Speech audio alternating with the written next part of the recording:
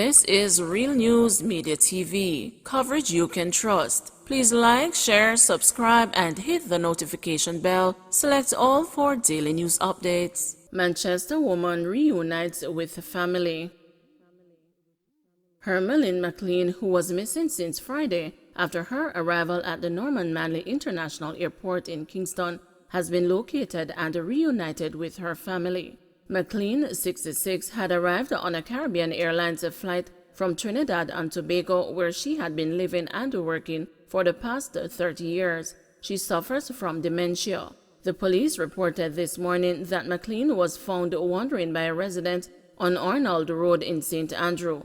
The police say she was said to be in good health and is now safe. Clarendon man charged over gun seizure. A Clarendon farmer was arrested and charged in St. Catherine following the seizure of an illegal gun. Vince McLean, 31, who is from Maypen, was charged on Monday with illegal possession of firearm and ammunition. The police say the seizure was made along Water Lane in Bannister, Old Harbour. According to the police, McLean was seen sitting in the driver's seat of a Toyota Corolla motor car. On the approach of the police, he was reportedly seen removing an object from his waistband and throwing it at his feet. The police say the object was retrieved, which turned out to be a Smith & Wesson .40 pistol with a magazine containing 24.40 mm rounds of ammunition. McLean was subsequently arrested and charged. His court date is not yet finalized. Driver dies after car crushed on Spurtree Hill. Police have confirmed that the driver of a Toyota Axia motor car, who was hospitalized following a two-vehicle crash on the accident-prone Spurtree Hill Main Road this morning, has died. His identity has not yet been released. Preliminary reports are that about 11 a.m. he lost the control of the vehicle while traveling downhill and collided with a tractor-trailer that was heading in the opposite direction. An eyewitness told the news that the road was wet when the accident occurred. The injured driver was taken from the car and rushed to the Mandeville Regional Hospital, where he later succumbed. The crucial Spurtree Hill Main Road links Mandeville and its environs to St. Elizabeth and Points West. 2 bodies found in Westmoreland. 2 bodies believed to be that of goat farmers from Westmoreland who went missing on Monday were found a short while ago. Police say the men appeared to have been murdered. Their 30 goats are still missing. The men reportedly took their goats to graze in a section of the Grange Hill community, not their usual spot, when they went missing. The men are 42 and 65 years old, respectively. Early reports are that residents became concerned and raised an alarm after one of the goats returned home on Monday without the rest of the herd and their owners. During a search of the area, residents and the police found the men's water boots, backpacks, and machetes. 4 rams that previously had no ropes on them were found tied up in a heavily wooded section of the community. The search resumed this morning and the bodies of the 2 men were found. Member of Parliament for Westmoreland Western Moreland Wilson said he knew the missing men and that the news has left him shocked.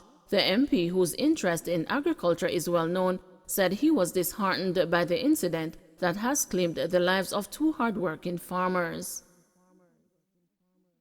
360,000 beneficiaries to receive a one-off $10,000 grant.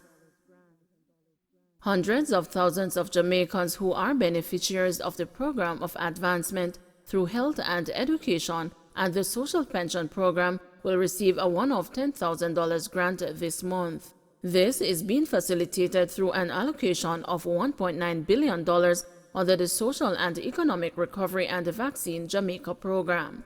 Some pensioners under the National Insurance Scheme will also benefit from the support. During December, 136,340 families on PATH and 41,000 NIS pensioners who receive less than $10,000 per month for pension will receive their grant.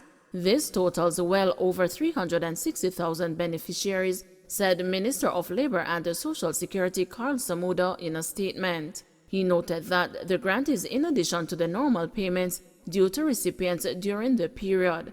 As a ministry, we are proud to contribute to national resilience during this difficult time by allowing the most vulnerable among us to be able to purchase much-needed food and other supplies to sustain themselves, especially at Christmas, which for many is their favorite time of the year when families get together, Samuda said. The payments, which are being made through the ministry, started on November 15, when over 6,000 elderly persons, 75 years and older, received their grant along with their social pension payments. I am proud to be the steward of these benefits to the poor people of Jamaica, and I can assure you that we will account for every dollar to be disbursed, Samuda said. Man killed during shootout with cops in Akiwok still unidentified.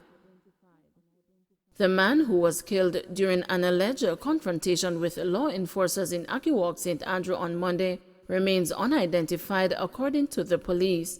The deceased appears to be in his early 20s, is of fair complexion, and is about 5 feet 6 inches tall. He was clad in a black shirt and a pair of black shorts at the time of his death. The police also reported that one high-point 9mm pistol and 2 9mm rounds of ammunition were reportedly seized shortly after the shooting, which occurred about 11:40 a.m. Monday. The matter was reported to the Independent Commission of Investigations and the Inspectorate and Professional Standards Oversight Bureau.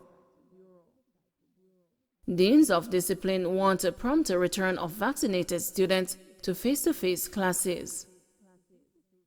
The National Association of Deans of Discipline is urging the Ministry of Education not to wait until its target of 65% vaccination rate among high school students is attained before it resumes face-to-face classes for all grade levels. According to Samuel Smalling, president of the association, with a slow take-up of COVID-19 vaccines by students, it will be some time before that target is reached.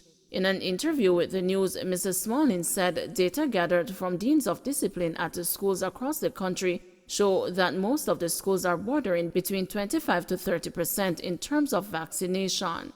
The 65% is not working.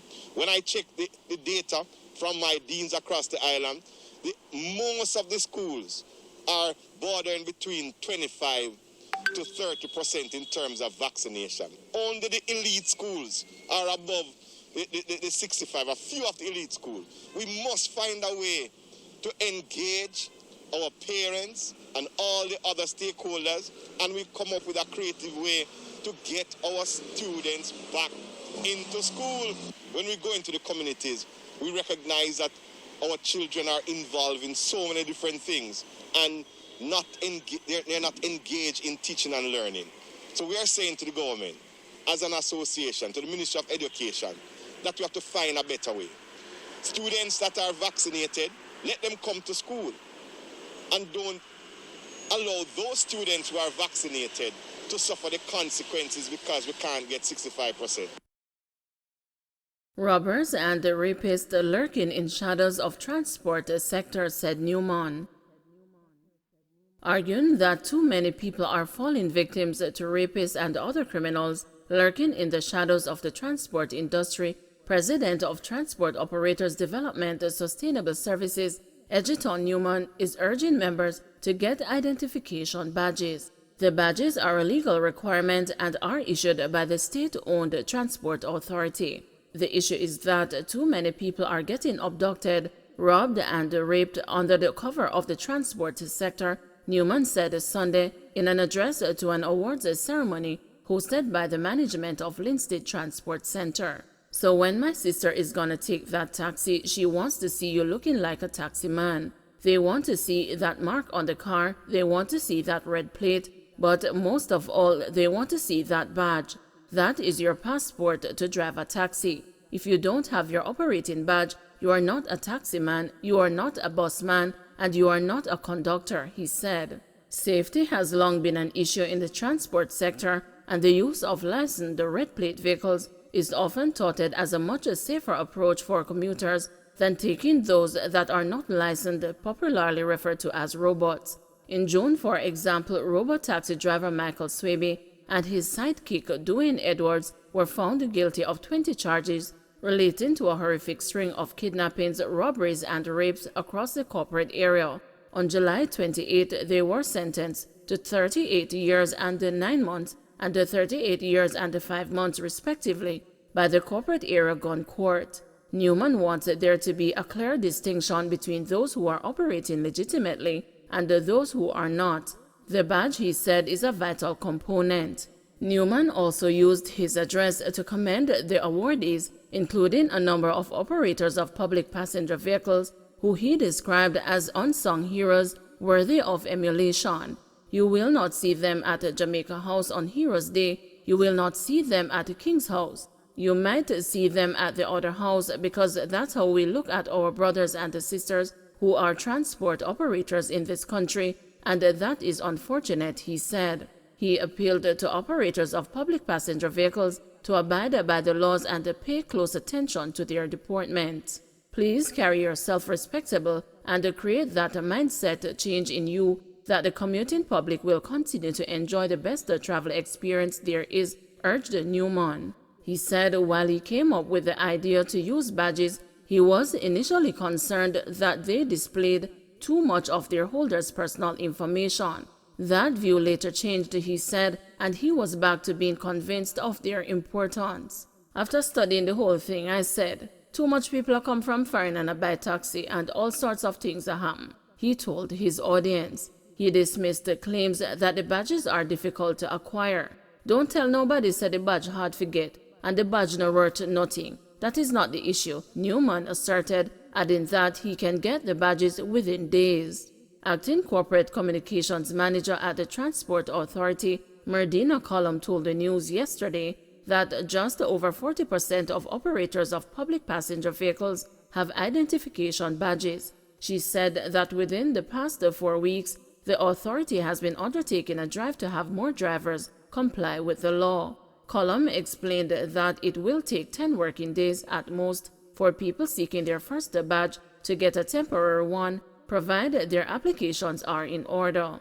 First-time applicants will undergo a 2-day training program and later are issued permanent badges within a 6-month period, she added. She also noted that people renewing badges can have that done within 10 working days at a maximum. Don't forget to like, share, subscribe, and hit the notification bell. Select all for daily news updates.